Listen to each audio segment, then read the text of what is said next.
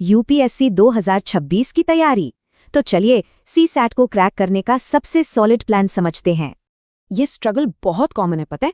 अच्छे खासे academic background वाले एस्पिरेंट्स भी यहीं फंसते हैं। तो सवाल ये है, एक क्वालिफाइंग पेपर में आखिर इतने लोग फेल होते क्यों हैं? वजह है कुछ आम लेकिन बड़ी गलतियां।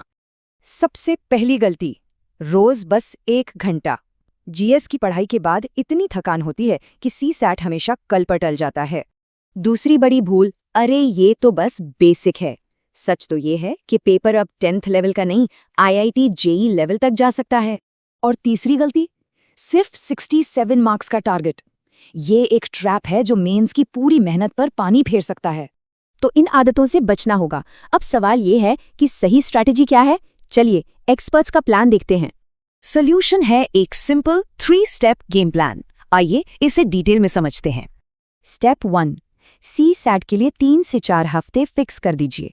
इसे इकोनॉमी या हिस्ट्री की तरह ही एक पूरा सब्जेक्ट मानिए। स्टेप 2, मैथ्स, रीजनिंग और कॉम्प्रिहेंशन तीनों पर बराबर कमांड बनाइए। एग्जाम में कौन सा सेक्शन टफ आ जाए कह नहीं सकते। और अब सबसे जरूरी बात, टारगेट 67 नहीं 100+ रखिए।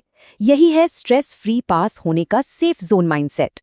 ये सब करने के लिए ना एक कोर माइंडसेट शिफ्ट की जरूरत है। इस टेस्ट के नेचर को समझना होगा।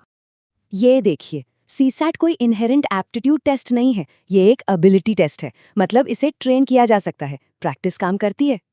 तो इस पूरी बात का सबसे बड़ा टेकअवे, सीसैट एक सब्जेक्ट है और इसे सब्जेक्ट की तरह ही पढ़ना होगा।